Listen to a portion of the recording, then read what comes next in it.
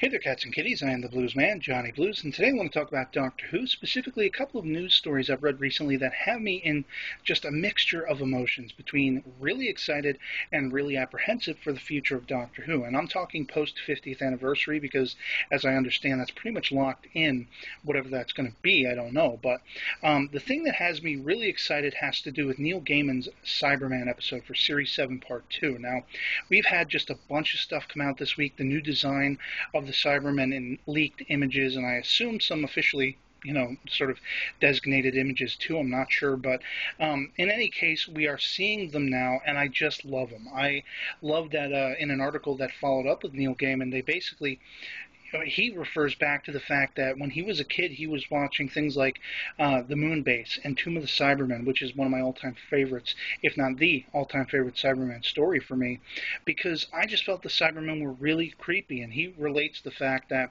it's all about making them scary again, and the way he remembers them being very scary was back in The Moon Base and Tomb of the Cybermen, and for me, I have to agree with him. I mean, I'm always reminded of the way the zombies were portrayed in the original 60s Night of the Living Dead when I think of Tomb of the Cybermen.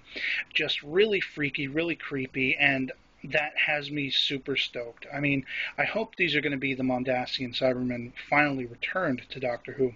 Now, what has me apprehensive is one article that talks to Colin Baker, and basically he reaffirms the fact that none of the classic Doctor actors who are still out there have been in any way contacted about the 50th anniversary. And this really has me it's getting on my nerves because we keep seeing this. Sylvester McCoy was just talked to recently in the last couple months as well, and it seems like none of them are getting contacted. Well, what the hell is the 50th going to be? If it turns out to be something like a video montage homage to the past and doesn't have these actors involved in some way, I think a lot of people are going to be really peeved, myself included. And it also seems to compile with the fact that George Entwistle, the now former head of the BBC, just recently stepped down. This was a cat I was excited about because he was all pro Doctor Who.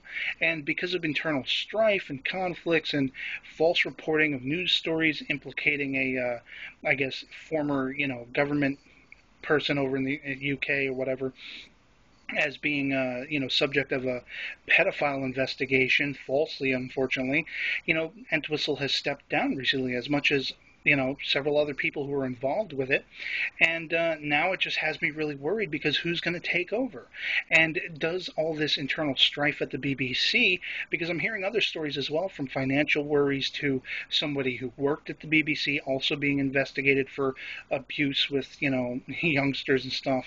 It's really horrifying on a grand scope, but at the same time, being a Whovian, I have to wonder, is this going to potentially hinder Doctor Who? Because somebody did mention on my channel once a while back that they feared, the BBC was basically not long for the wind, and they were going to be trying to sell Doctor Who to an American market. And so I'd love to hear from you guys in the comments below. Is this much ado about nothing, conspiracy theories and paranoia, or do you think the future of Doctor Who could be hindered by whatever is going on at the BBC? I mean, from scheduling conflicts to all of this stuff, does it all add up to a potential death for Doctor Who? I'd love to know from you guys. So that's pretty much all I'm going to be talking about today, and I'll catch you later. Peace.